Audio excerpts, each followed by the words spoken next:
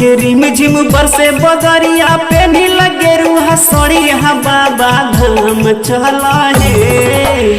सावन के रिम झिम बरसे बदरिया पे नील गेरुआ सड़िया बाबा धाम चला हे। बाबा धाम चला हे। भौजिले के कंवरिया बाबा धाम चला हे।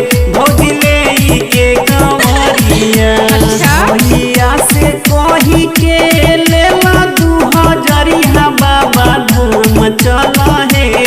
बाबा धाम चला हे। भौजिले के कंवरिया बाबा धाम चला हे। भौजिले के कंवरिया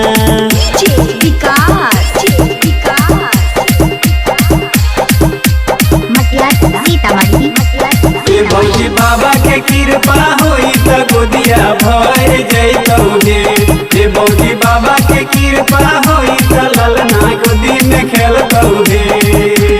जल्दी से कर भौजी तू तो यारी गौआ से जाई देखो मुखिया जी के गाड़ी।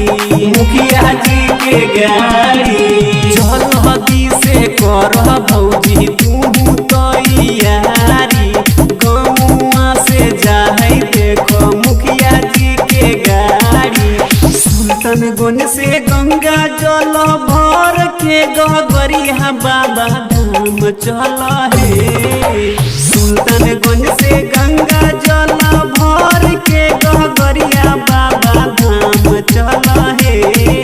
बाबा धाम चला हे। भौजिले के कंवरिया बाबा धाम चला हे। भौजिले के कंवरिया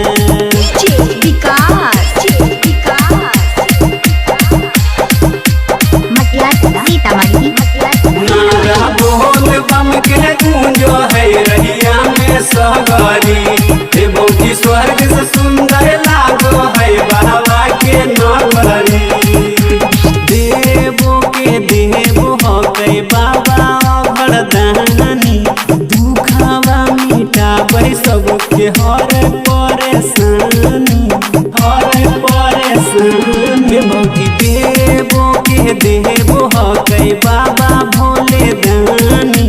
दुखवा मिटाबै सबके हर परेशानी। सोहे राहुल मिथुन बरसे सावन के बहदरिया बाबा धाम चला हे। निरंजन पर कहाँ से कहे बरसे बहदरिया बाबा धाम चला हे। बाबा धाम चला हे। भौजिले के कंवरिया बाबा धाम चला हे। भौजिले के कंवरिया। Mix by Kiran recording studio हरदी मो खैरा जमुई।